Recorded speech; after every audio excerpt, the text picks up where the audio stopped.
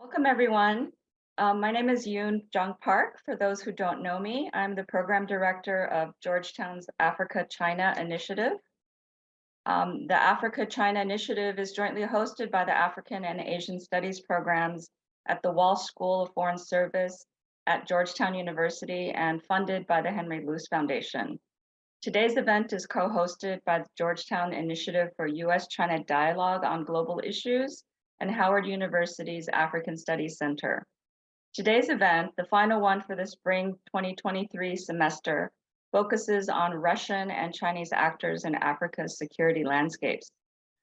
Given the current discourses in Washington, D.C. and beyond on great power competition, we thought it timely to bring together some experts who have conducted research on African security issues so that we can revisit and perhaps challenge these discourses and refocus attention on the African, Chinese, and Russian actors involved in these security engagements.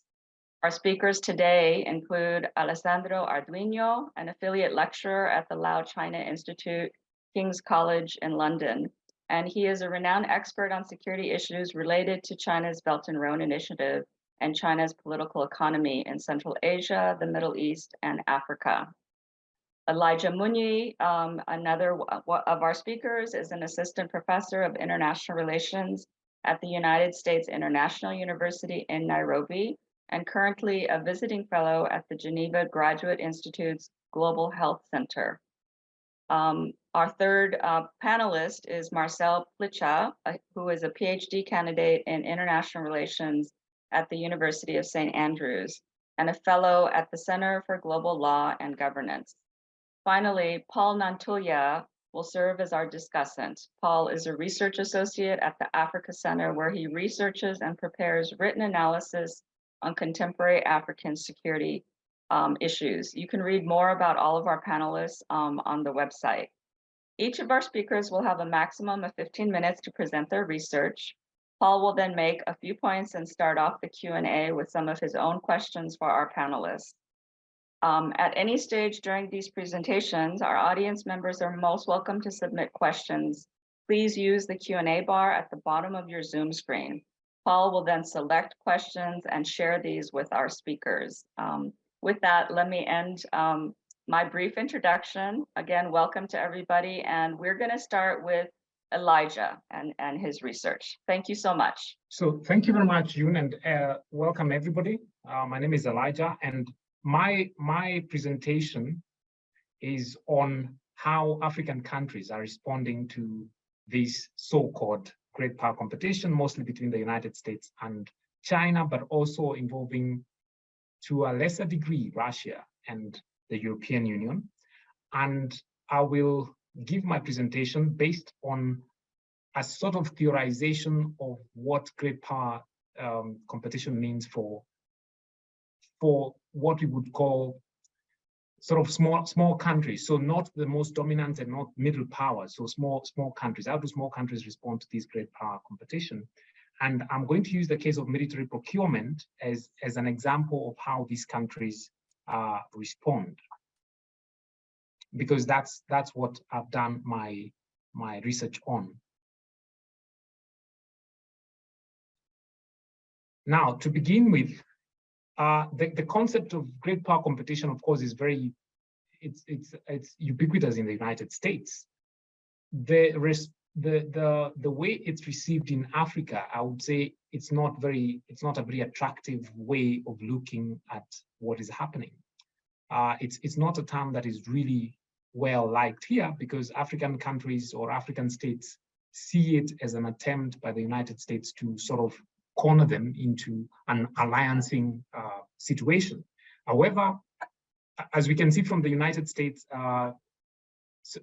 security strategy, the NSA security strategy for now, strategic great power competition is very much an underlying issue of US foreign policy, but it's also very much actually a Chinese one. And I think here, this is interesting for me as a researcher on these areas, because I think whether it is out of benign ignorance, I think Africans, benign ignorance or maybe very good performance by China, there's a tendency to think that China's approach towards African policy is not very competitive. But actually, Nadege Roland has written a very good book on how actually China also has this very same concept of Africa as part of its theater of global power competition. And the way China sees Africa is in terms of dual circulation. This idea that China wants to develop sort of a self-independent global economic system.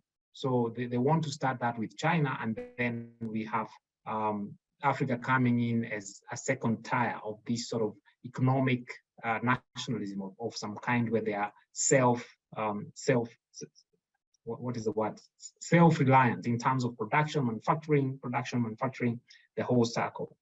So in terms of economic competition, or in economic terms, that's the way China wants to use Africa as part of its exclusive economic zone. In terms of diplomacy, of course, Africa is very important at the United Nations, and that importance is in terms of Africa affirming Chinese international norms as they will develop and as they come. Then in terms of military, which is the area that I'm dealing with, China sees Africa as a potential area for bases, as it started with Djibouti. We had that there was also a proposal about a number of bases along the eastern border of Indian Ocean, Kenya, Mozambique, that area. But really, Africa militarily is a case of distracting the US from Asia. That's at least the way Nadege explains it. And ideologically, China actually wants to sell or inform African political discourses and political systems. So this is just to affirm that great power competition is really the way that these two great powers are thinking in terms of where Africa lies, even if African states don't like that way of looking at things. Now, theoretically, what does great power competition really mean in terms of foreign policy? In my view, ultimately, what it means is that countries are ultimately forced to alliance. So we've had a period of unilateralism, let's say since 1991, where we see the US can go to any country and deal with that country, China the same. This is still going on, but the intensification of competition ultimately, and theoretically what the idea of intense competition really will come to is some sort of alliancing. So what we are really likely to see is, in terms of the tools of engagement, so diplomatic, informational, military, and economic, these areas will increasingly become sort of zero-sum. So you increasingly, not right away, but over time, progressively become zero-sum. So in terms of natural resource extraction, for example, where you have, there's going to be a tendency for countries, for example, to issue, for example, maybe mining licenses to one or the other, but not both. In trade and investment, we are going to see, I think, mostly what we see the United States, for example, reaching out to have free trade agreements with a number of countries. So this idea of exclusivism, which is of course the same as China's. In military procurement, maybe not so much, but ideally even this, if it comes to push to shove, then countries will be forced to buy military equipment from one and not the other.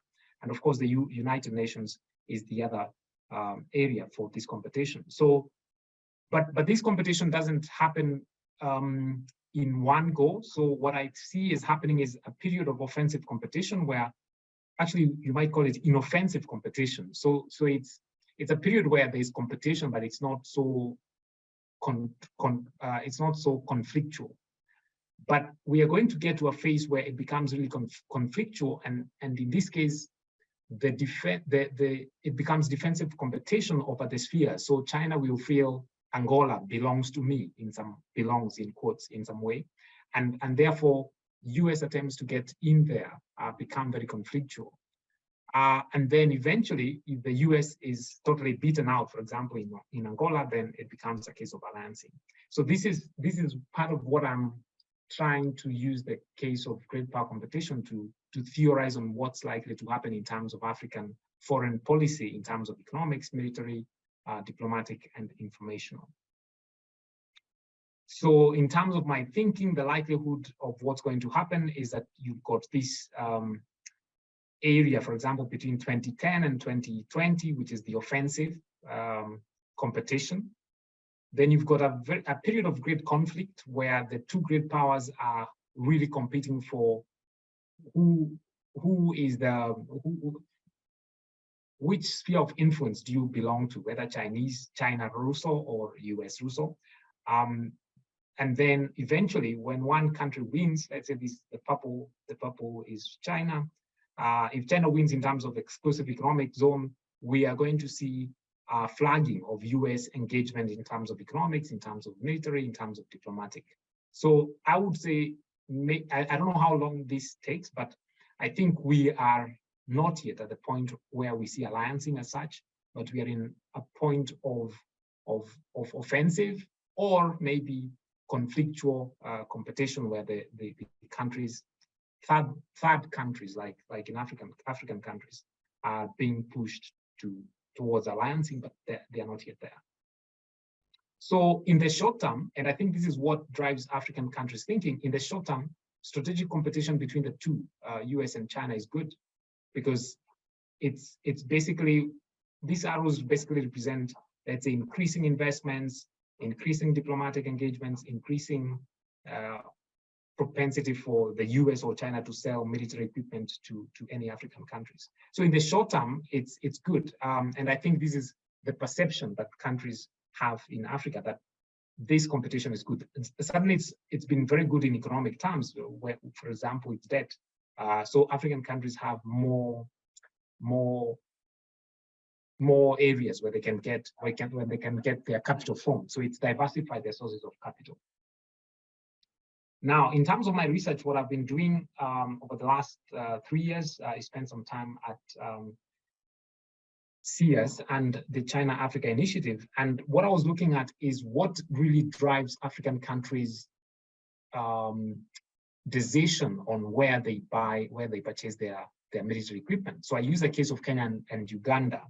And just as a summary, Chinese arms exports are primarily transactional rather than strategic.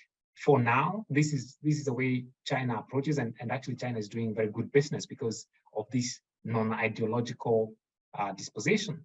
The US tends to be a bit more strategic and takes too many considerations into consideration before selling arms.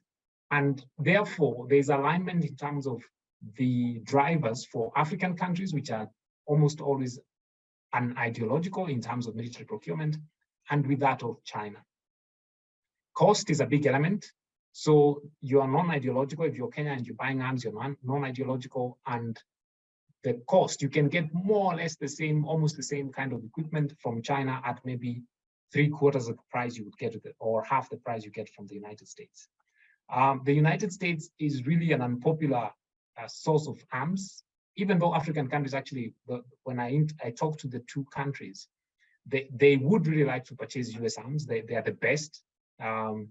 They still think the US is ahead in terms of the sophistication and quality of its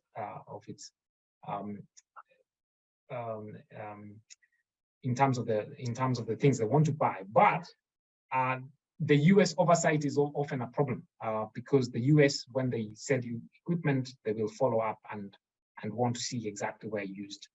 All these factors say China then is really likely to win the competition in terms of who sells more to Africa in terms of military equipment. Now, in terms of the data, I don't know whether this is blocked, but this is, yeah. So this is Kenya. This is just some data on the overall. So this means the value.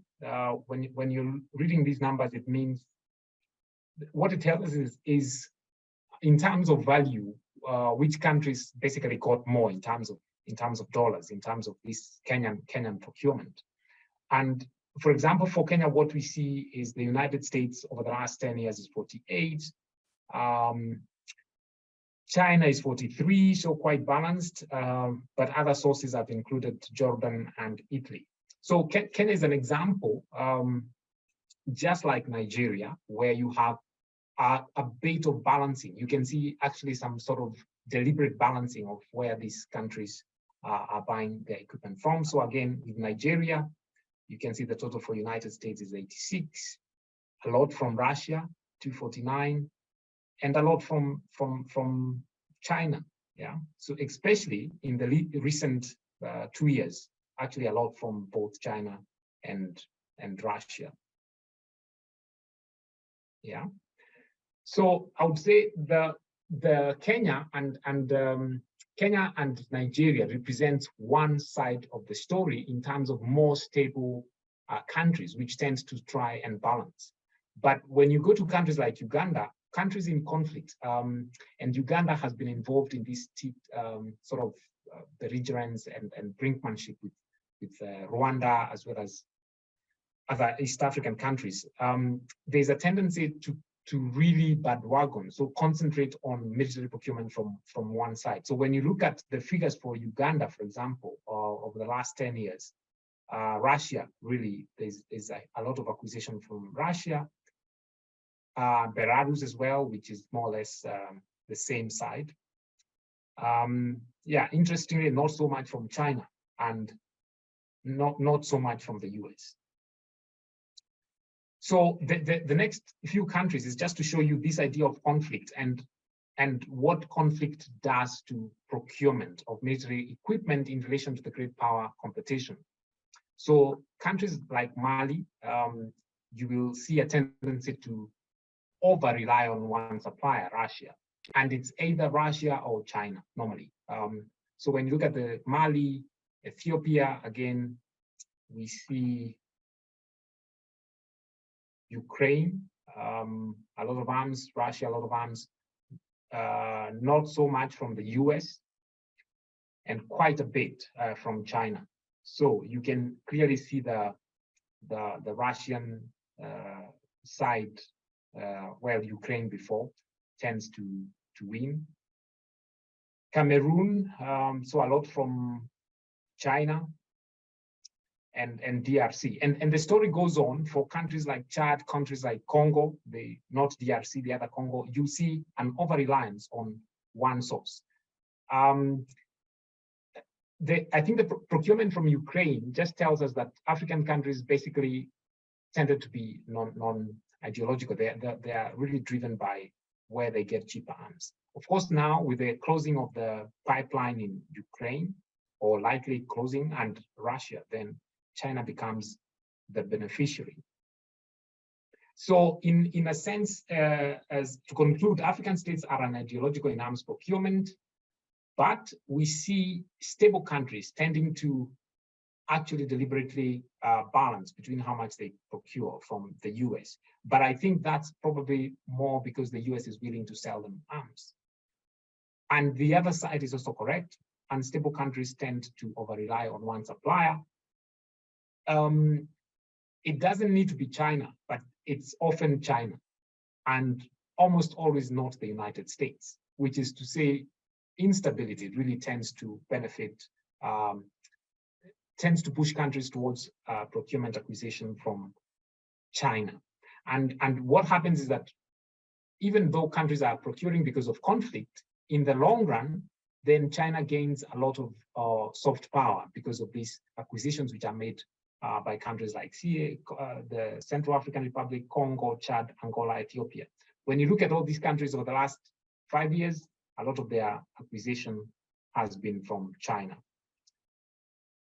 So arms procurement in US-China great power competition, how does it look like? US offensive competition in the military procurement is unlikely to succeed, I think, because of US oversight over countries when countries are buying military procurement, and because of the opposite for China, which is very little oversight. So Chinese view is very commercial. You want arms, we sell you arms. Instability and conflict favors China procurement and affords China more soft power. So when you look at CAR, Chad, all these countries, a country like Chad is interesting because it's traditionally bought arms from Russia, and maybe Russia and Ukraine and Belarus, but now it's shifting a lot towards China, then in a way, bandwagoning, this is that whole idea that eventually great power competition will force countries to lean one way. They can try to balance, but ultimately when they are pushed, they tend to bandwagon, which means go with one great power. So in the case of military procurement, it's not really driven by great US-Russia conflict, but it's driven by domestic conflict, which tends to push these countries to one side. And that side is usually the Russia-China side for obvious reasons, which is US critical Congress oversight, which China doesn't have the equivalent. And basically, if this goes on, if these countries procure military equipment for a duration of 5-10 years, it means then China will really have gained a foothold into the military, the military side of DIME will really weigh more towards China. Yeah, thank you very much. Thank you so much, Elijah. Next, we'll hear from Alessandro, and please go ahead and continue to add your questions to the Q&A box. We'll take all of them after all of the speakers. Thank you. Thank you for having me, June. Thank you for the opportunity to be here with all of you today. Following the very interesting presentation of Elijah, would give us a bird's eye view of great power and geopolitical competition. I'm planning to narrow down the presentation and my focus on a very specific boot on the ground and security issue. Since the beginning of the year in 2023, Chinese economic interest in Africa has been increasingly affected by uncertainty and insecurity. Number of attacks on Chinese infrastructure and personnel is rising. Personally, I don't perceive it as a kind of, let's say, a coordinated attack on the Belt and Road Initiative, but it's more due to several interconnected factors. Several of these factors are well known, and in Africa also predate the launch of the Belt and Road Initiative. But we can witness in 2023, of course, first and foremost, there is a sharp rise in the presence of Chinese workers after the BRI project restarted from basically an imposed stop by COVID-19. But at the same time, there is a new security actor, and I'm referring to the Wagner Group and to the overall presence of mercenary in the African continent. So the precarious situation for the Chinese worker and their vulnerability is something that in Africa is a new challenge for Beijing with this presence of this new security actor that operate in the same area, that is expanding its footprint, but has a completely opposite interest compared to the one of China. I mean, we all know where China stands with Russia. We saw the unlimited friendship that was declared not long ago by Vladimir Putin and President Xi Jinping. But at the same time, there is an increased possibility of friction in Africa. And recently there was a shocking, a horrific attack in Central African Republic on a Chinese managed gold mine. The attack of this gold mine was just less than a month ago and left 9 Chinese nationals dead, 2 severely injured, and just days before, several other Chinese were kidnapped in the Kar region not far from the border with Cameroon. Still, the perpetrator of this crime has not been brought to justice. President Xi Jinping himself, just before the meeting with his visit, with meeting with Putin, underline how the criminal have to be brought to justice, and at the same time, there are some local security forces that point the finger to the action of mercenary. Is not proven, is just unsubstantiated that there is the fingerprint of Wagner Group on this crime, but at the same time, the number of areas that the group is expanding into Africa are putting China in a position that is going to be a serious issue in containing security and friction with the group, in something that is going to be a competition without a disaster, but is still yet to see when it's going to happen. Beside this shocking attack on the Chinese miner, as I mentioned early, security issues are on the rise. Not long ago, a Chinese oil tanker has been seized by pirate just a week ago in the Gulf of Guinea. And there is an increase of piratical activity moving from East Africa, Somali coast, to West Africa, especially in the Gulf of Guinea. And the Gulf of Guinea is basically becoming the worst, most dangerous spot for piracy attack. In this respect, how China is coping with this security issue? Still abiding by the decade-old principle of non-interference, is looking to increase the scope, the size, and the professionalization of the Chinese private security company. By private security company, mean it's a company that has a passive security stance, protecting personnel and infrastructure. And in the specific case of China, most of these companies operate without carrying weapon. Having said that, the security manager of this company is a conduit between local Chinese company, SOEs, private Chinese company, and local armed militia, local police force that are hired to provide security service. In some cases, Chinese companies are armed, especially in anti-piracy situation. Having said that, the opposite stance is the one of the other actor that was just mentioned, the Wagner Group. Unfortunately, for many years, since the notion of the Wagner Group surfaced with the unlawful occupation of Crimea Peninsula by Russia, the Wagner Group was considered a private military company. And that was wrong, for the simple fact that the Wagner Group at the time was not a registered company.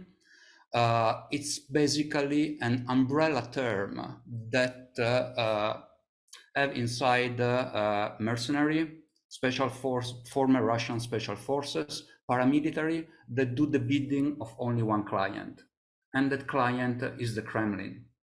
The efficiency of the Wagner Group mostly moved from North Africa and the Middle East, and now is relocating to Sahel.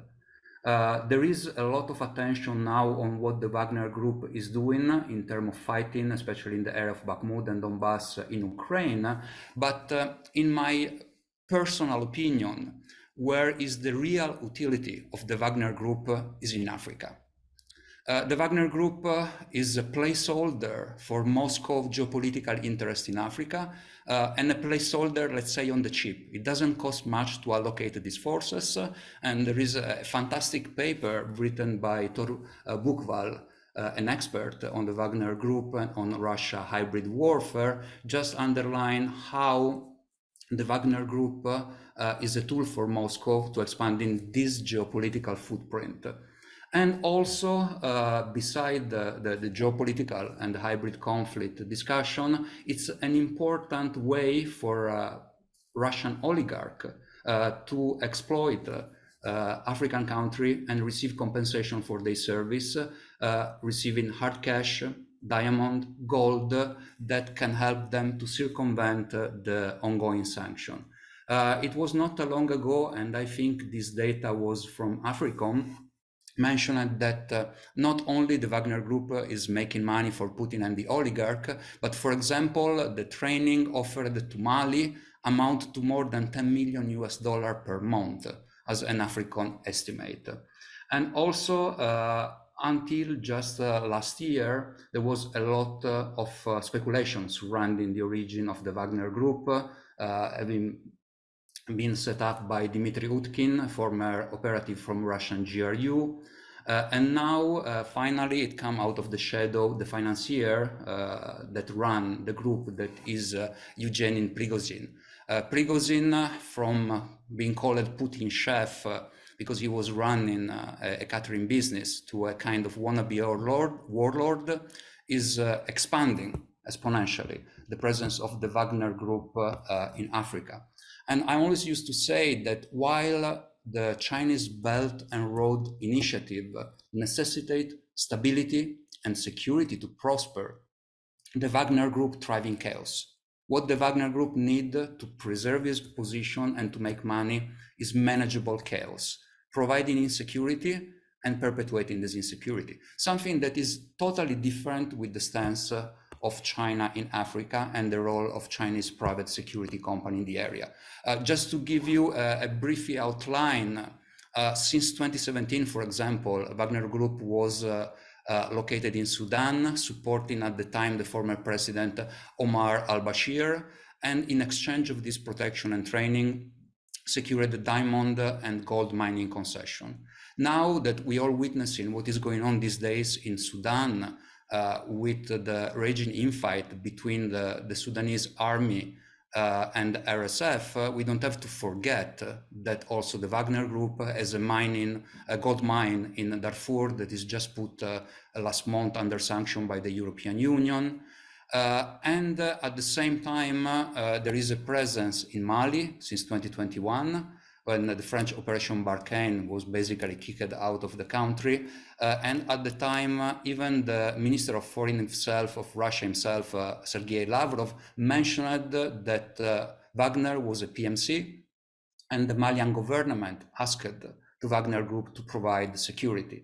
Wagner Group also operates in Mozambique, in a very gas-rich area in Cabo Delgado. It was unsuccessful in providing security against local militia and terrorists, and it was a South African PMC that at the end did the job. But then again, as we can see now, for example, with the increase insecurity in all over the area, Wagner Group is still bent on a playbook developed in Syria that is profiting from insecurity, profiting from ongoing instability via, and let's call it, exploitative relationship with multiple African governments. But at the same time, we don't have to forget that the Kremlin reliance on the Wagner Group, it's part of what the Kremlin see for Africa, that is strategic importance for Africa, for Russia. And of course, Moscow not only looks to tap into natural resource, but is also challenging the Western influence. Wagner Group this umbrella term is not only related to mercenary or boots on the ground, but is also has propaganda and disinformation outlet that work very well in some area in Africa, especially when there is a receptive audience among states that, as Elijah mentioned before, are dissatisfied in some way with the West track record. So having said this, as mentioned earlier, while at geopolitical global power confrontation level, the no-limit friendship between Moscow and Beijing, it's going on in Africa, and especially in the area, in the mining area, where the Wagner Group or other mercenary have the same exploitative interest that China has, then we can forecast friction, problem, and something that Beijing definitely is going to need to take into serious consideration to the near future. In this respect, I have to say Beijing already learned from the previous problem, the previous security problem. In area like Central Asia, Chinese private security company and Chinese company are already learning from the previous mistake with Chinese gated compound and infrastructure quite far from area where local people are living, and even the notion of project, especially the one related to mining or to big infrastructure, are kept more on tight leash. In Africa, unfortunately, the situation is different, and still Beijing is scrambling to upgrade the quality and the footprint of its own private security firm in order to protect the Belt and Road Initiative.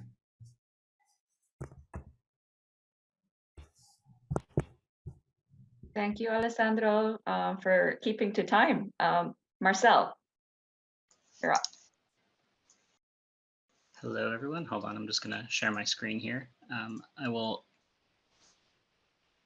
also be talking about the Wagner Group, but hopefully from a slightly different perspective, so I don't cover too much of the same too much of the same material. Right. So thanks for having me. I know this is normally a forum more focused on Chinese and African engagement, so I appreciate the opportunity to give some context about Russia and specifically the Wagner Group. Given the expertise we have here on Russian and Chinese security engagement and PMSCs, we can hopefully tease out some of those similarities and differences in the Q&A as well. So I think most people are familiar with the Wagner Group, or heard about them in the context of the Ukraine war, or maybe a bit about Russia expanding its influence, or narratives of like state capture, or a new Cold War, a new scramble for Africa. And while it's true that the Wagner Group has undoubtedly expanded very quickly in the past 5 or 6 years, these conceptions can leave a lot out. And it's important that we understand the motivations and consequences of Wagner's operations in Africa in their own terms. I expect we have sort of varying levels of expertise in Wagner, and we had a bit of background already. So my plan is to describe, Wagner's operations a bit, just so we all have a little bit of a basis, where it operates in Africa, then get into why the US and other actors see the Wagner Group as a problem, and end with a little bit of a reflection on Wagner and Chinese PMCs and looking a little bit at the differences. So this point has been made, but I think the biggest thing we need to establish is that while Wagner is one of many Russian PMCs or PMSCs formed in the last 20 years, it's not just a PMSC with ties to the state, the way we might think of, like a Blackwater or an Executive Outcomes or other mercenary groups in history. They're very much part of a broader network of companies and Russian elites that do everything from mining to online information operations to making movies about themselves. It's a bit of, I like to think of it as a bit of vertical integration, especially in operations in African countries. Even if Wagner's presence is facilitated by Russian government officials and fulfills Russia's foreign policy objectives, Wagner contractors make room for mining companies and other interests in this network to operate. Wagner secures the mine. A Wagner affiliated mining company then surveys and extracts the resources, and Wagner affiliated companies then ship these goods out of the country for sale, with maybe Wagner contractors providing security or accompaniment as needed. From a policy perspective, this makes it hard to formulate a strong sort of specific anti-Wagner policy because they're enmeshed in this bigger network, and it can be difficult to determine who's actually part of this network, who's just affiliated with this network. On the left, we have a report from All Eyes on Wagner just on the Diamond Interest. That's an NGO. And then on the right, you have a broader perspective from the Global Initiative Against Transnational Organized Crime, which are both excellent reports. Not that you can see too closely, but there's not going to be as Alessandro said, there's not going to be a Wagner square in here. It's sort of implied by the convergence of these interests and formal companies. Right. So, where's Wagner in Africa?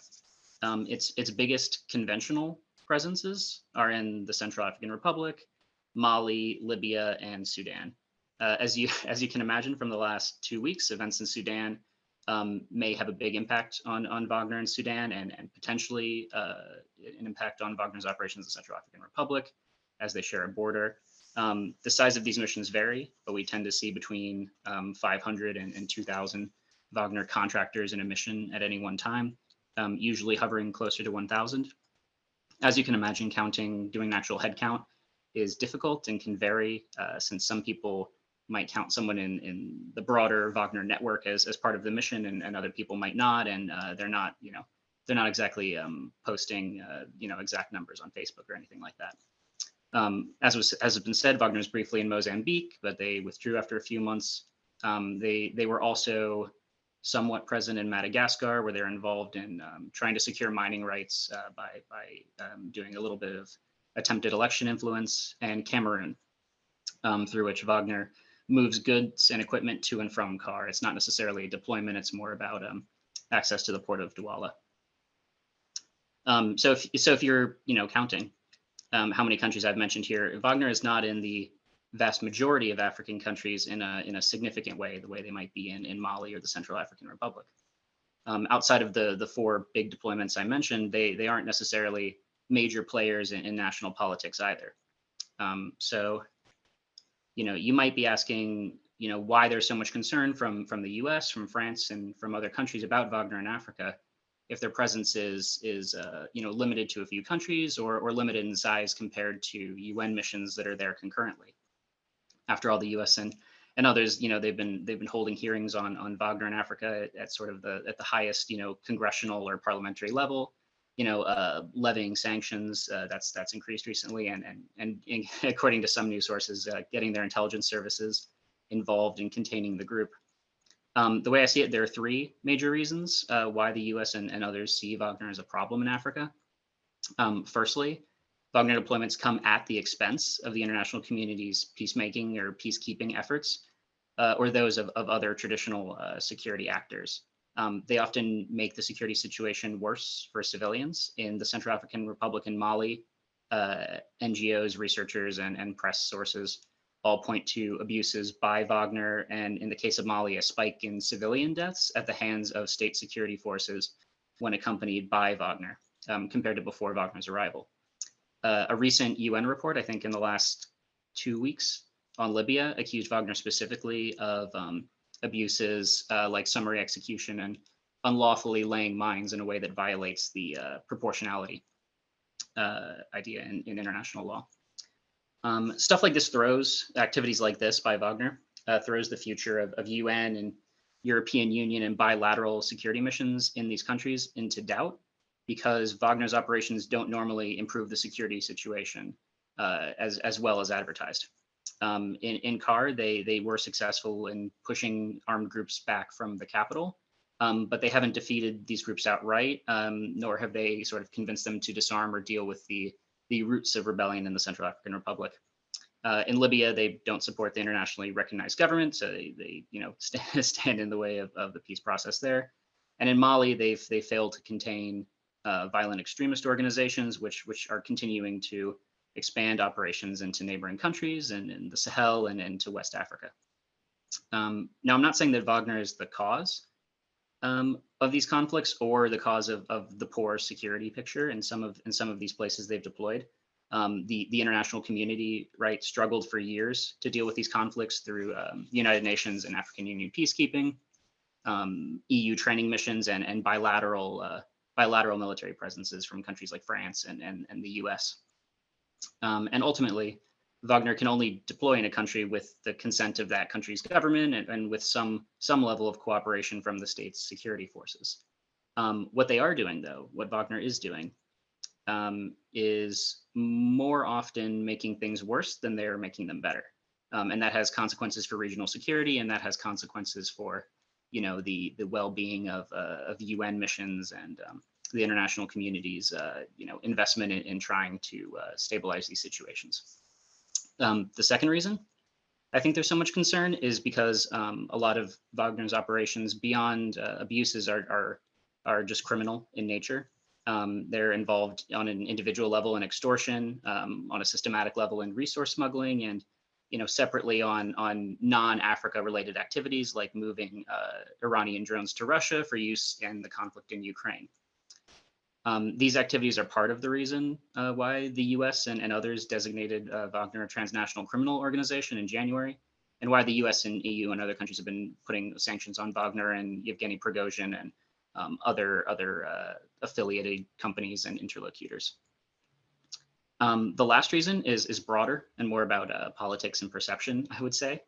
The US in particular has tried to refocus on this idea of great power competition, which has made US policymakers, at least, more sensitive to Russian activity worldwide, of which Wagner is a particularly visible and a particularly noxious element, and one that US policymakers perceive as growing, as magnifying.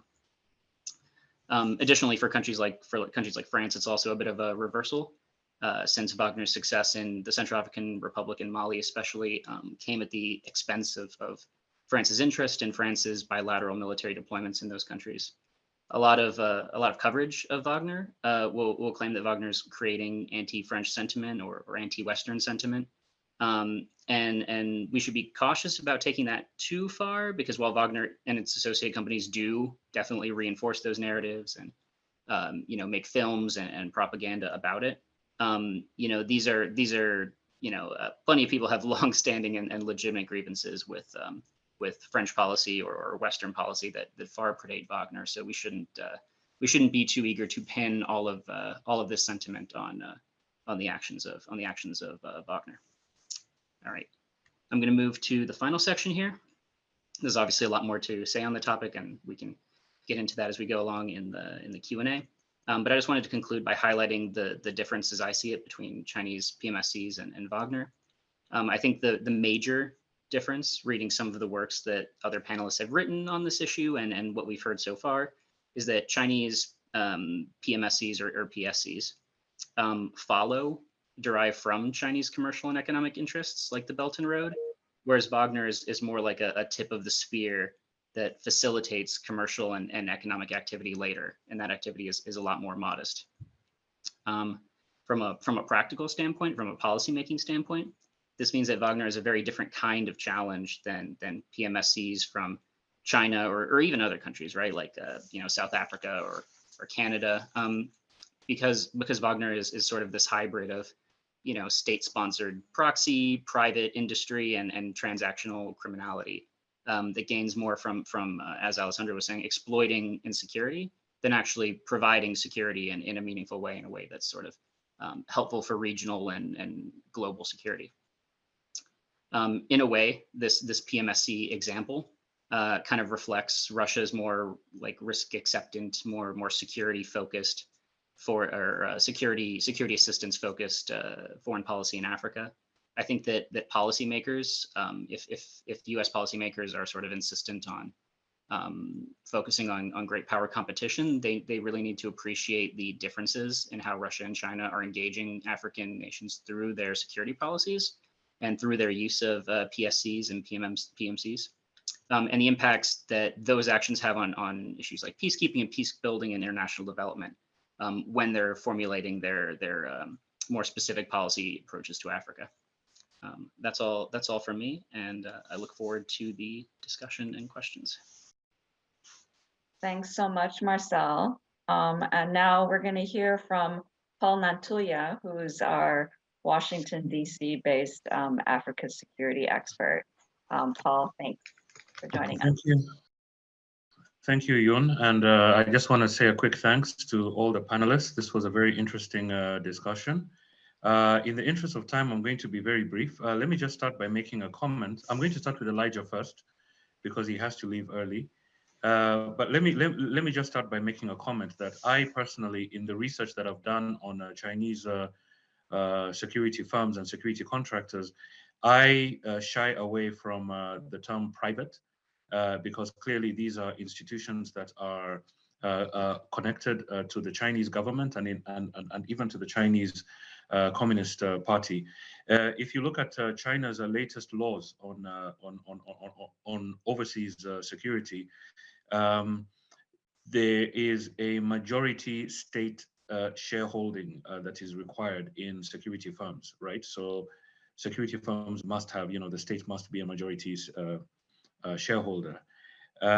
Secondly, the vast majority of contractors are ex-PLA, People's Liberation Army, ex-People's Armed Police, and other elements of China's armed forces, and that is quite clear even on the ground. Thirdly, Chinese security firms and contractors are recruited by state-owned enterprises, by Chinese state-owned enterprises. They're the ones that have the security budgets, okay? And they're the ones that have, the demand for security, particularly, as Alessandro pointed out correctly in his submission, that this has really been functional to the expansion of the Belt and Road program in Africa. So that's where the budgets come from.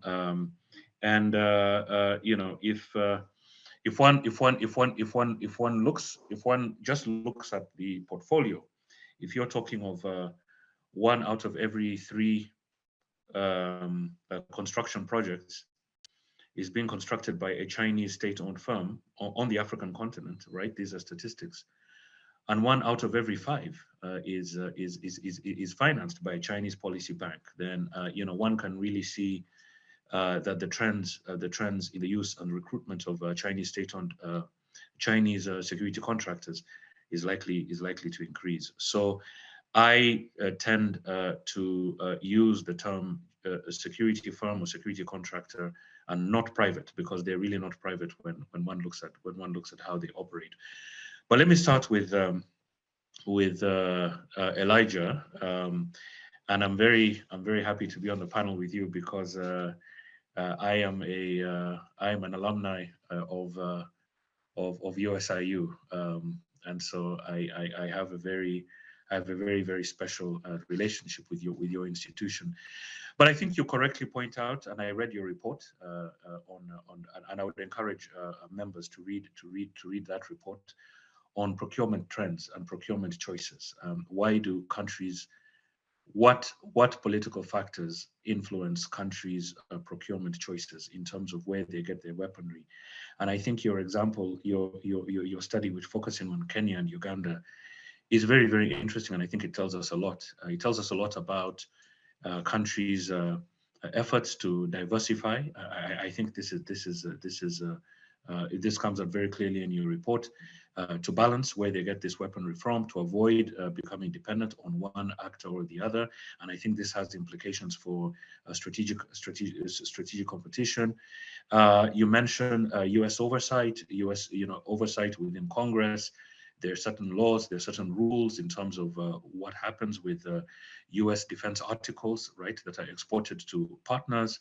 There are questions of human rights and so on, which become cumbersome for African countries, particularly those that are that have worsening human rights records, and that basically drives them towards China, because China.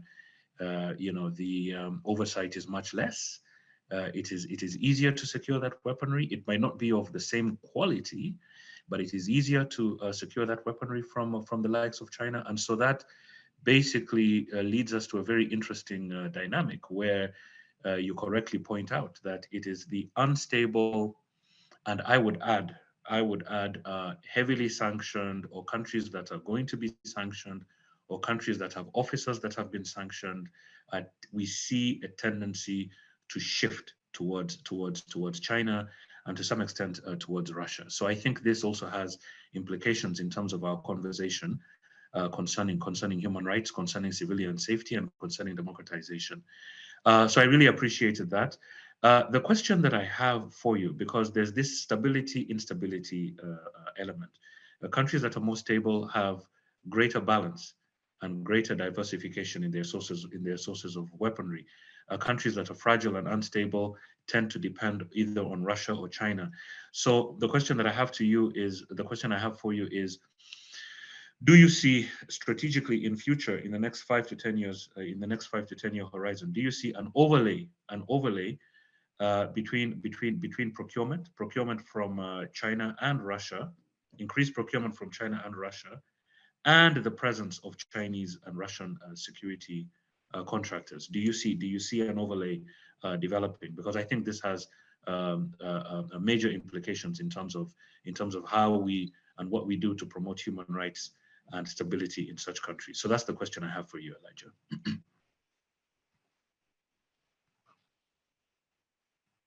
Do we take all of them, or do I respond? Because you're leaving early, I thought. I mean, it depends on how long you have with us. But if you're with us, for about for the rest of the program, then I can continue. I can continue with the others. But I'm just sensitive to the fact that you're pressed for time. Yeah, I'm around for a while, but I'll just answer it in case I have to leave in the middle. All right. Yes, All right. yes, and the answer for me would be yes.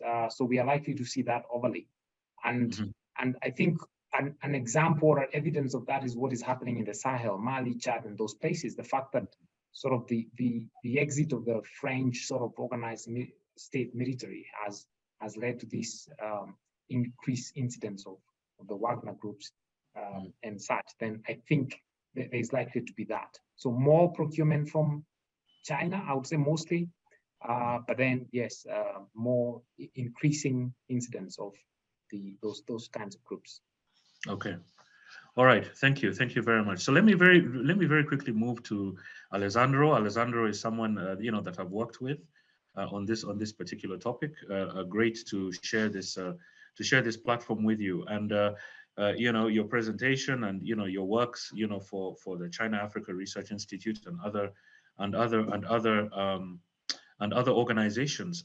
You bring out a very interesting link, I think, between the expansion of Chinese economic and commercial interest, and the the tendency for Chinese actors to be increasingly relying on the use of security contractors. You talk about all the different incidents that we've seen, the attack on the oil tanker, and the seizure by pirates off the coast of Sierra Leone. Recently, we've seen attacks on Chinese personnel around the mines in the Central African Republic.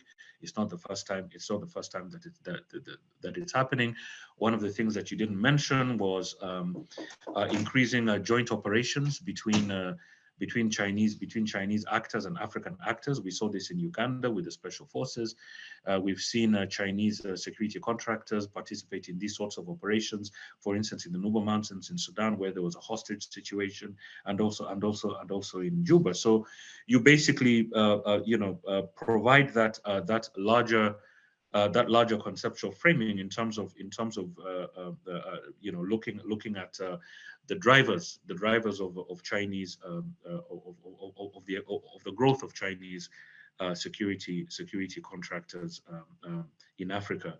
But interestingly, you talk about the differences, and essentially, when one looks at the Wagner Group, for instance, you use a very interesting term, which is essentially the Wagner Group thrives in an environment of managed chaos, whereby this group is providing security but also perpetuating insecurity at the same time, which we see in the Central African Republic, in particular in Mali.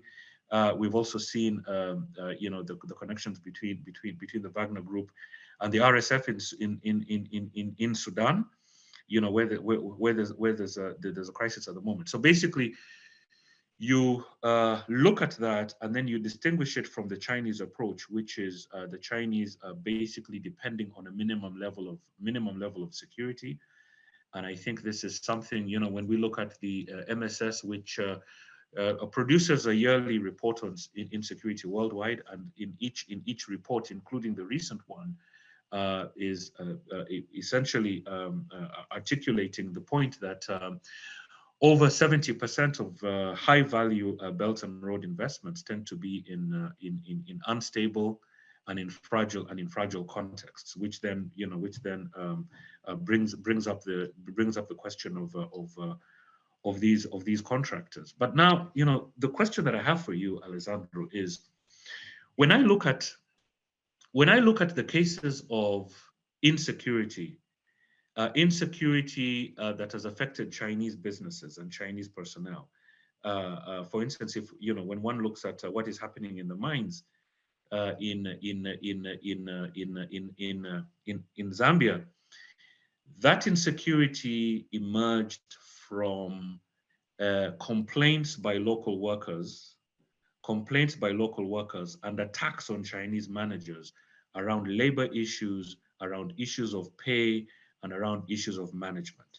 If we look at the eruption of violence in Uganda, right, these are the same complaints that were articulated. We look at the situation in Zimbabwe, where a member of parliament's son was shot and injured by a Chinese guard. Again, it was the same things that we hear. These are the same things that we hear repeatedly. But these are issues that do not necessarily emerge, they do not necessarily erupt because of a security element. They erupt because of essentially perceptions of management. So my question to you is, do these problems that Chinese security firms, the problems that Chinese security firms are recruited to address, do they really require a militarized and securitized response? This is the question that I have for you, because time and time again, these are the problems that African stakeholders are articulating. So that's the question. That's the question that I have for you. And I could either move on to Marcel, or you could answer that as we move along. Let's go ahead and have him answer, and then you can Okay. have a Thank you, Paul, for the Okay. question, and it's always a pleasure to having the chance to work with you and to be with you in this panel. As you mentioned, it's very important what you just mentioned. If we look at the case in Zambia, quite a long time ago at Galei mining, if you look at Uganda, if you look at Zimbabwe, the answer for this issue is not more gun, more turret, more barbed wire. It's a better management. And that's straightforward. Knowing the local stakeholder, knowing the grievance, managing this grievance is the key to success. And as I mentioned earlier, some part of this interconnected factor on the rise of violence, these are the old news. Nothing new on the spotlight on this. China addressed this issue, I have to say, recently in Central Asia. I've been traveling all around the countries from Turkmenistan to Uzbekistan just a few months ago, and I have to say that this kind of security situation is improving, while in the African continent, I don't see much on that. So addressing this as knowing what the local stakeholder grievances are and addressing this problem and not increasing the private security footprint in terms of militarization, definitely, as you mentioned, Paul, is the answer. But then there is another case. There's the case of the killing of 9 Chinese nationals in Central African Republic. And then again, while the coalition Patriot for Change, that is the local insurgent against the government, pointing the finger on the Wagner group, is yet to be proven who is behind that. But it's quite different from the kind of violence, Paul, that you mentioned, for example, in Zambia, or average criminal violence against Chinese infrastructure. And by criminal violence, I mean someone that is trying to steal the gold, to kidnap the Chinese worker for ransom, and so on. In the case of the killing of the 9 Chinese workers in the car mining, no gold were stolen. The mining operation just started, so there was not much. No equipment was stolen, and it's quite expensive equipment, nor someone was kidnapped. So it was just an atrocious murder, and that raises the question, is a different modus operandi than the one that normally happen into this kind of attack. So we are looking at a different actor. But then again, if we move to area outside the Sahel, and in area where China has been operating for a long time, we already know that the answer will be in better management, better policy toward the local stakeholder. Okay. Thank you very much. Thank you very much, Alessandro. Let me move to Marcel. And I'll start immediately by asking the question: what are local governments saying about all this? I mean, you have given us a picture of the Wagner Group in particular.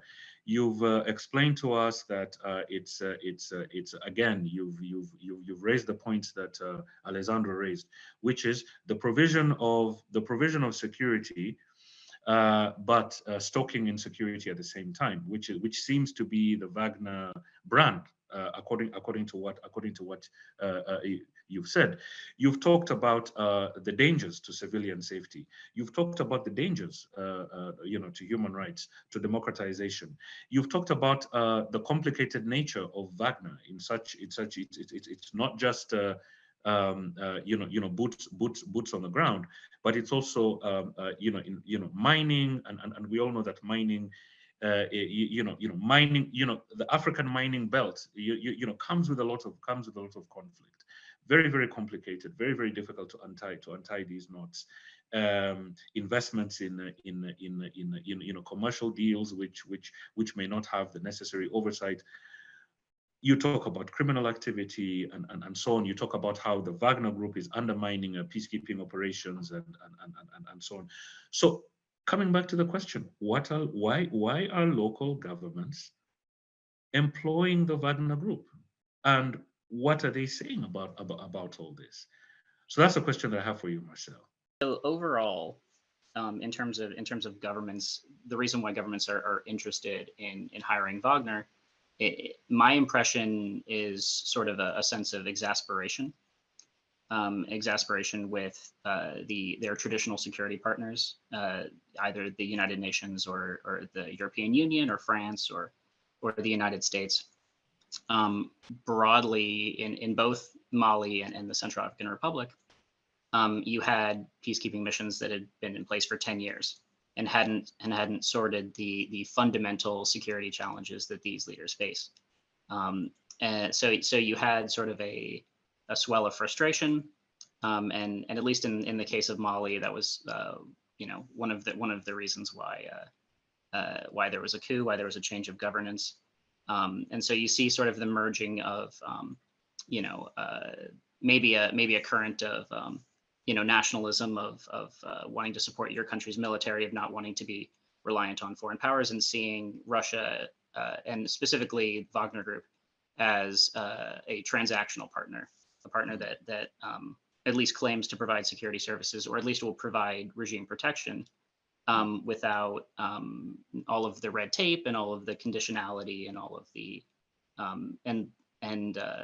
before Wagner got there, the perceived lack of results from Operation Barkhane and from MINUSMA and MINUSCA and all these places. For Sudan, I think it has more to do with Sudan's status as a sort of a pariah state. There wasn't as many other actors you could lean on, many other options in the way that Mali and the Central African Republic could in early stages.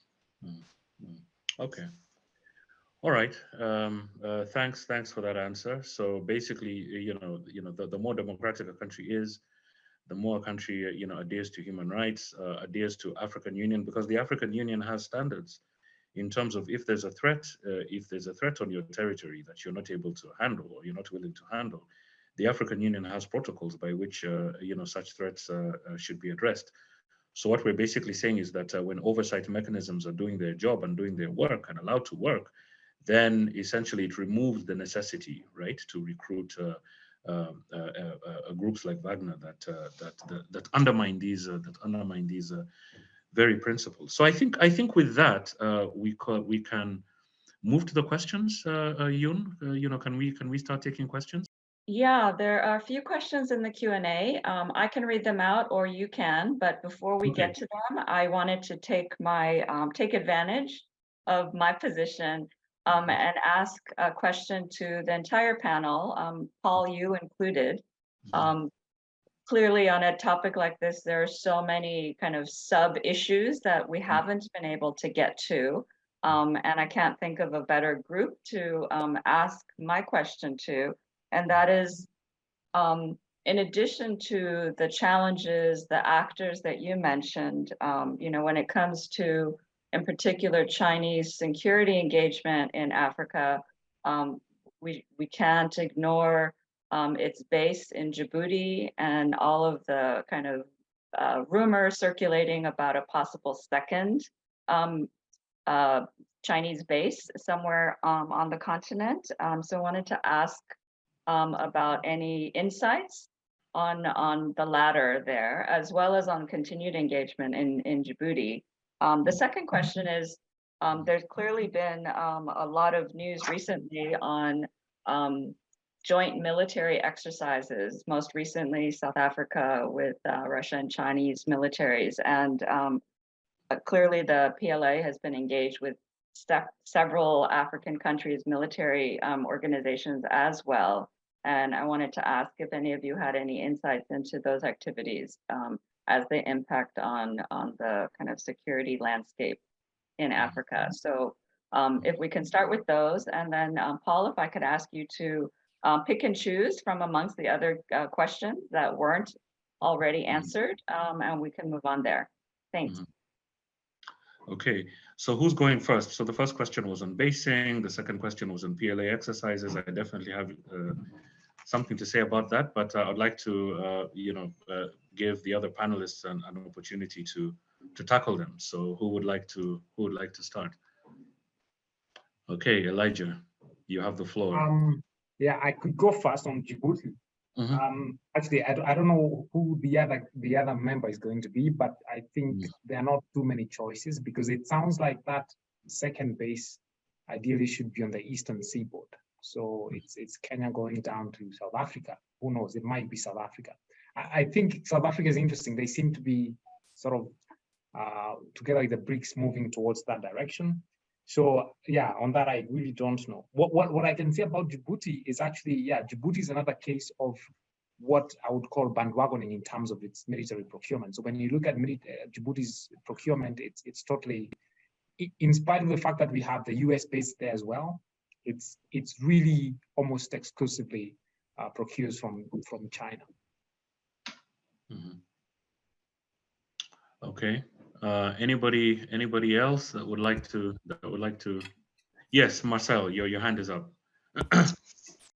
Yeah, I'll just go. I can't really speak to joint military exercises, but I will speak to basing, which is from sort of a U.S. policy perspective. I won't be speaking for anyone else.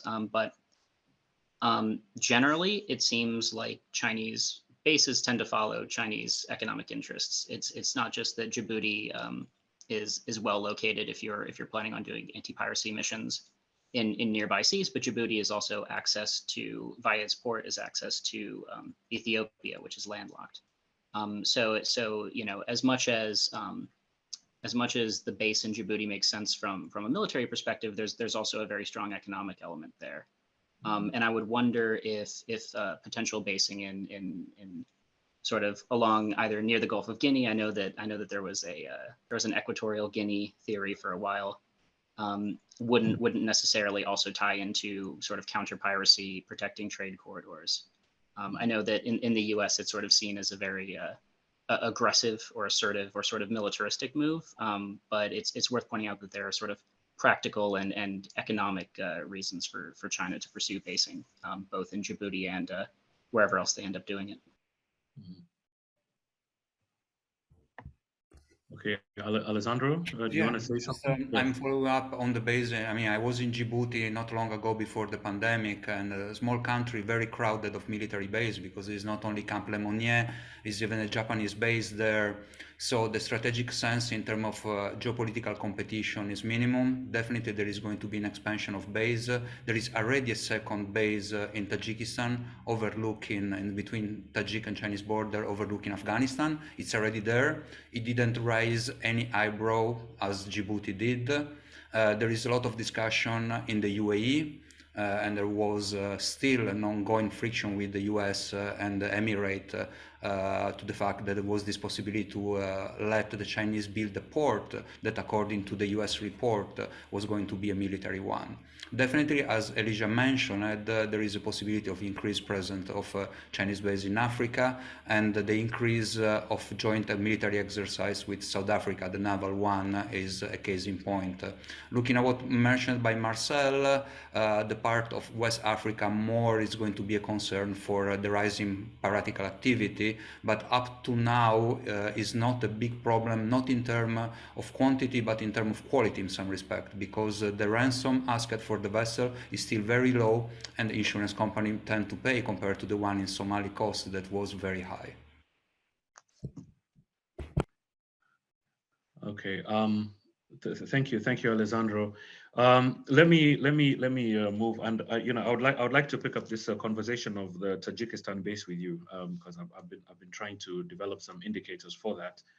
So I'll reach out to you.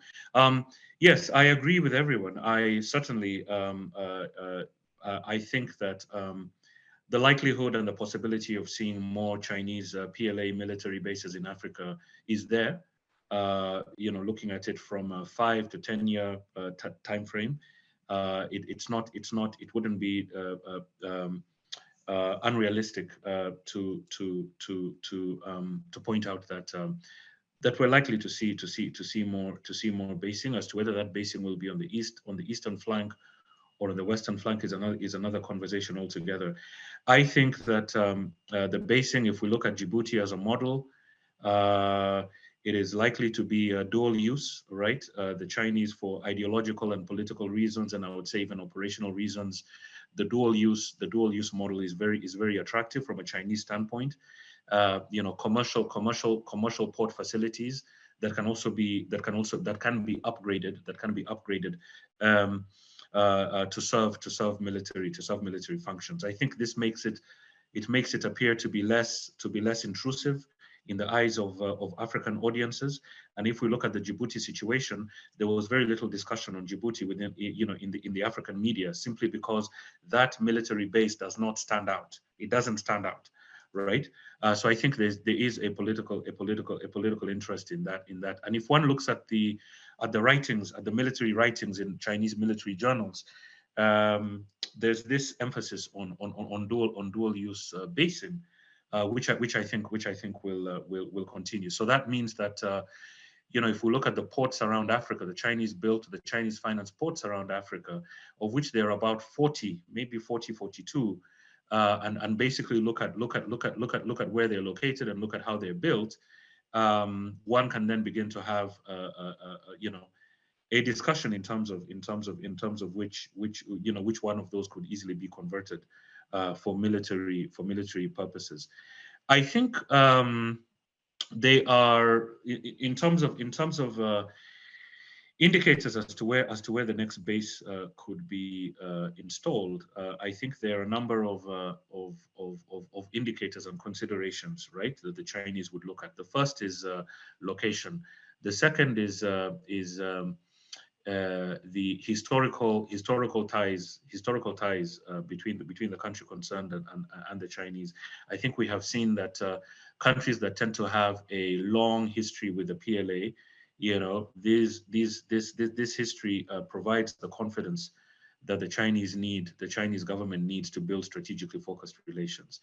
The third element is the degree to which the country concerned has influence within the African Union, because ultimately the African Union is involved in these discussions, at least in terms of not opposing the installment of bases, and also at the United Nations, because for diplomatic reasons, the Chinese government has tended to couch its military engagements within multilateral mandate. So either it's supporting AU mission or supporting a UN mission.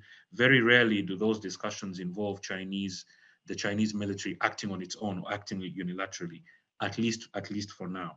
So these are just a few of the indicators that we have seen, and certainly we can look at the Djibouti scenario. In terms of exercises, I think those are going to continue. I think they're probably going to become more. They're going to become larger. I think they're going to be conducted over a longer duration. I think the South Africa, Russia, China exercise is an example of this. The first one in 2018 was held over 6 or 7 days. This one was held over a much longer period. It had a larger number of troops. It was also more complex than the exercise that that took place in 2019. And sort of, if we look at the history of Chinese exercises on the African continent, they have gotten bigger, and they're conducted over a longer duration. But I still think that they are much more sort of diplomatic signaling, political signaling is much heavier than if we look at the operational utility of these exercises. But they're certainly getting bigger. And if we look at the statements that were made by the new Chinese foreign minister when he visited Africa, when he visited these 5 African countries at the beginning of the year, he had a 4-point agenda. And number 1 on that agenda was that the PLA was back and that in-person military exercises were going to continue. So clearly, there is a political intent behind conducting more and more of these exercises on the African continent. So I think that's what I would say in response to Yoon's question. We probably have time for a couple more questions, maybe to kind of make this as kind of painless as possible and go quickly. There were a number of additional questions about the Wagner Group, including that they were accused of involvement in the killing of the 9 Chinese workers in the CAR. So a couple people asked about that. They also asked about whether or not there's anything the US can do to mitigate their impact in the Sahel. And also whether or not they're operations are enabled by the security provided by other more legitimate partners, particularly in Mali and CAR. And finally, whether or not the Wagner's performance in Ukraine influences how African governments view the organization and its presence in their countries. So let me, those are the questions kind of mostly related to the Wagner Group. A question from Bradley asking about whether or not there are successful examples of successful implementation of AU protocols designed to address security issues that countries can't manage on their own. And this is again stemming from something that Paul mentioned. And finally, on a different topic, if anyone has any insights, Zoe Aikman wanted to ask about the role of Chinese and African actors in recent safe city initiatives in Uganda and Kenya. And unfortunately, we've just lost Elijah, but if anyone has any insights on those, let's take those questions. And I think that'll put us at time. And maybe I can take back my role as moderator and start with you, Marcel. Sure. So I jotted them down as quickly as I could. So if I've misunderstood one, do let me know. But in terms of the killing of the 9 Chinese miners, I think we've Alessandro has made a couple really good points about that.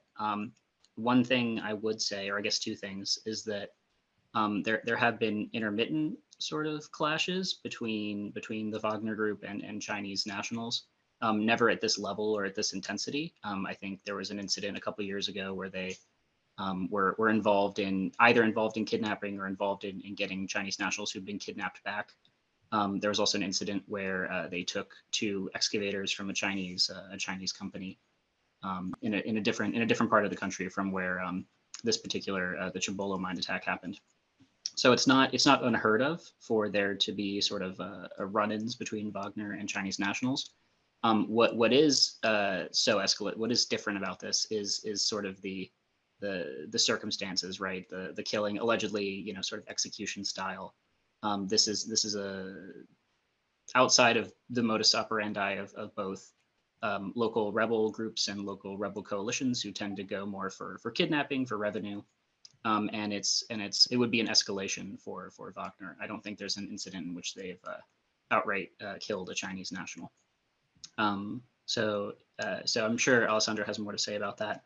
But in terms of what the U.S. can do, I think U.S. policy needs to be very careful in the sense that you could throw out the baby with the bathwater, where you could make the focus of your policy just Wagner, to the point that you sort of ignore the conditions that set the stage for Wagner to enter in the first place.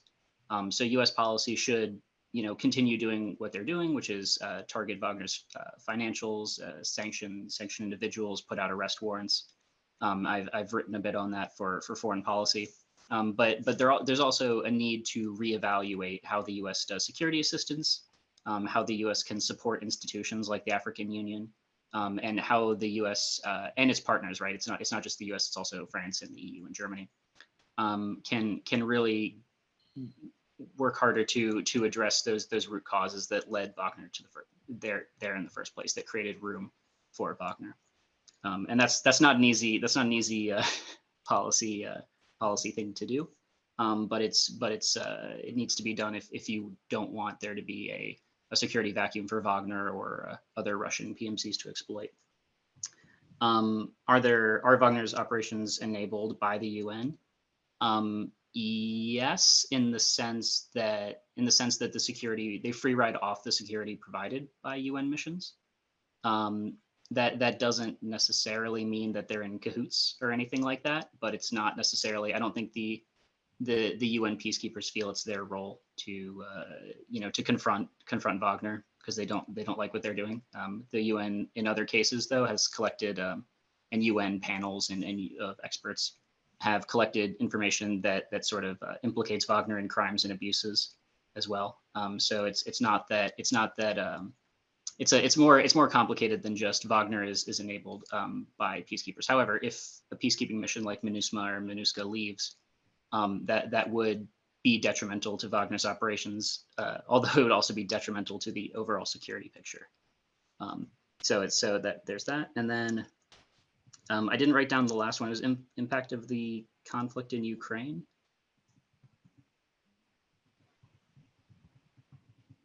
I think the question was, what kind of lessons are the African countries learning from Wagner's activities there? I think African leaders or African policymakers that are interested in Wagner are more likely to be looking at the cases of the Central African Republic and Mali than they are at Ukraine. And part of the reason for that is that Wagner is a very different kind of beast in Ukraine. You know, there's more emphasis on the recruitment of convicts and sort of an engagement in a large conflict. That's not necessarily what an African policymaker would want Wagner doing. They would want them doing sort of the patrol and the counterinsurgency and counterterrorism operations and regime security stuff you're seeing there. So sort of the lack of success in Mali and the recent lack of success in CAR on those fronts, I think sends more of a message to people interested in hiring Wagner than Ukraine does necessarily, just because of all the confounding factors.